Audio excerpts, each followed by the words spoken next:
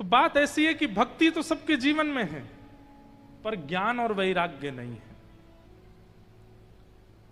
इसलिए बंधुओं, जीवन में ज्ञान किस रूप में होना चाहिए, ज्ञान का रूप क्या होना चाहिए, क्या गलत है और क्या सही है, इतना बोध होना, यह ज्ञान है। और वैराग्य इस भाव का होना चाहिए, भाई सब स्वार्थ के हैं जीवन में, चाहे जो हो। हम आपके घर आएंगे तो आप दोनों को, आपकी युगल जोड़ी को हम आशीष ही देंगे, आपके बच्चों को हम प्रिय ही बोलेंगे, पर मंच से हम बोल सकते हैं सब स्वार्थी हैं, चाहे दुनिया में जो हो, बिना स्वार्थ के आपके पास कोई नहीं है। और इसका सबसे बड़ा प्रमाणित कथा गजेंद्र की कथा है। गजेंद्र मोक्ष की कथा सुनिए। एक गजराज, त्रिकूट पर्वत का स्वामी, उसकी असंख्य पत्नियां थीं और असंख्य बच्चे थे, और पूरे दिन उसका केवल एक ही काम था, इतनी संपत्ति इकट्ठा करना, इतना नाम यश वैभव इकट्ठा करना कि बच्चों को, पत्नियों को कोई संकट ना आवे। ये लोग सदा इस बात को याद रखें कि हमारे पति ने हमारे लिए कुछ छोड़ा, कमी नहीं छोड़ी। गजेंद्र पूरे दिन इन्हीं भावों में लगा रहता था, कभी किसी पत्नी को कष्ट ना हो, किसी बच्चे को कष्ट ना हो, इसी में लगा रहता था।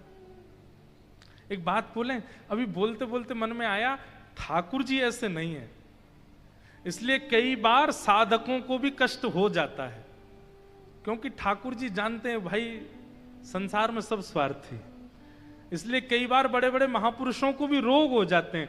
कई लोग सोचते हैं ये तो भगवान का भजन करते हैं, फिर भी इनको रोग लगा दिया भगवान ने, क्योंकि भगवान हमारे आपकी तरह नहीं है ना।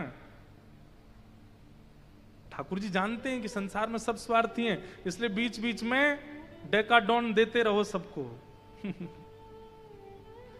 सबको संकट देते रहते हैं ठाकुर जी, ताकि बैलेंस बना रहे। तो गजेंद्र की एक ही चिंता रहती थी कि मेरे परिवार में बच्चे, पत्नी कभी ये ना कह दें कि आपने हमारे लिए ये नहीं किया, सारी व्यवस्थाएं कर दी।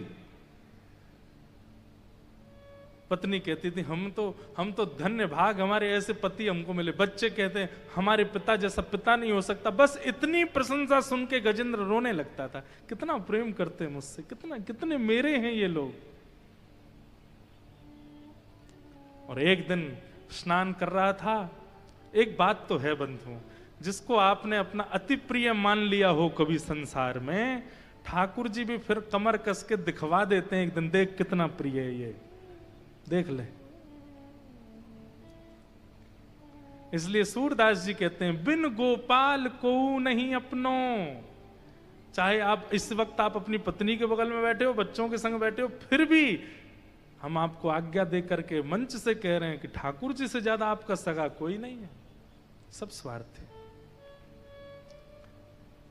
और समय आया, एक दिन गजेंद्र अपने पूरे परिवार के साथ स्नान कर रहा था, तभी ग्राह ने आकर के उसका पैर पकड़ लिया।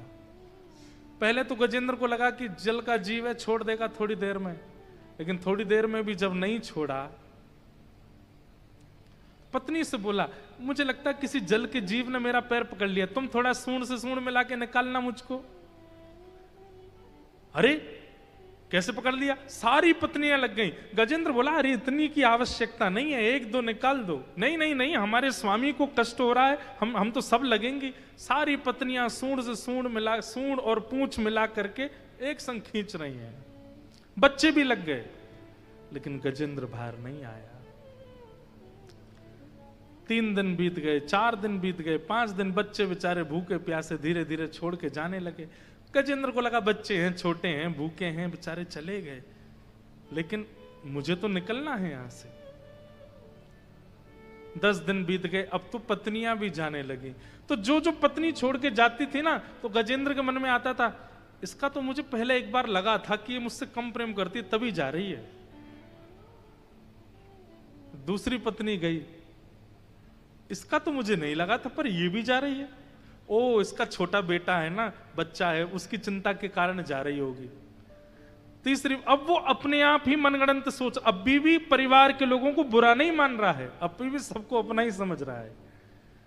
लेकिन जब सब चले गए, एक पत्नी बची, तब अपनी पत्नी को रोते हुए कहता है, कोई नहीं था मेरा, बस तू ही है।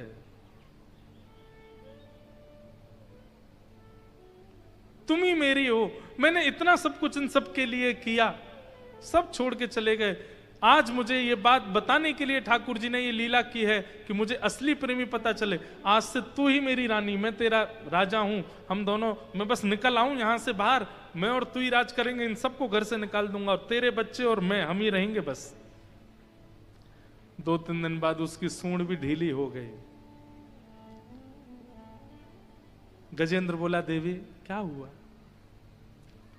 कुछ खाया नहीं, 25 दिन हो गए, अब आप तो यहां से निकल नहीं पा रहे हैं, बच्चे भी भूखे प्यासे हैं, मैं कब तक रुकूं यहां? अगले जन्म में फिर मुलाकात होगी, चलते हैं। जब अंतिम पत्नी ने अपनी सूंड हटाई, महाराज वो ग्राह का पैर पकड़ना वो पीड़ादायी नहीं हो रहा था, जिनको अपना माना उनका छोड़ कर जाना इतना पीड़ादायी हो रहा था। गजेंद्र कहता, ऐसी वास्तविकता से भगवान किसी को अवगत मत कराना संसार में, नहीं तो ये संसार के लोग जी नहीं पाएंगे। ऐसा सत्य किसी को मत दिखाना नाथ, मेरी प्रार्थना है आपसे, जो आपने मुझे दिखाया है, क्योंकि संसार के लोग गंगा जी में डूब डूब के मर जाएंगे जब उनको पता चलेगा कि असली लोग हैं कैसे। अपनी स्तुति में कहता है गजेंद्र इस बात को कि इन संसार के लोगों को मत दिखाना ये दृश्य जो मुझे दिखाया है। तब गजेंद्र अंत में सोचता है, मैंने जिनको जीवन भर कभी प्रायोरिटी नहीं दी, अब केवल वही है। और कमल हाथ में लेकर के जब गजेंद्र स्तुति गाता है, गजेंद्र मोक्ष पूरी स्तुति गाते हुए अंत में कहता, नारायण खिल गुरो भगवन नमस्ते। गरुण पर बैठ करके शंख चक्र गदा पद्मधारी चतुर्भुज रूप धारण करके भगवान गजेंद्र की रक्षा करने के लिए आते हैं। अपने सुदर्शन चक्र से ग्राह का सिर धड़ से अलग करके गजेंद्र की रक्षा कर लेते हैं। पूर्व जन्म में रचना की थी गजेंद्र ने इस स्तुति की, जिस स्तुति को गजेंद्र गाता है, भगवान ने उसको याद दिलाया और बता दिया गजेंद्र को कि एकमात्र सांचे हम ही हैं तुम्हारे, और कोई नहीं है इस संसार में। इसलिए भैया बहुत ध्यान से सुनिए, बहुत ज्यादा वैराग्य मत हो जाना अभी, हाँ, लेकिन ये वैराग्य प्रकट रूप में मत करना कि बच्चे को कहो चल दूर बैठ मुझसे, स्वार्थी है तू। पत्नी से कहो देख रही, सुन रही महाराज जी क्या बोल रहे हैं, तू दूर हो जा, ऐसा नहीं। पर चित्त में ये बात रखो कि ये भी स्वार्थी है, ये भी स्वार्थी है, पत्नी भी रखे, ये भी स्वार्थी है, वो भी स्वार्थी है, सब स्वार्थ। मेरे अपने केवल राधा रमण है और कोई नहीं, मेरे अपने केवल गिरधर लाल हैं और कोई नहीं है।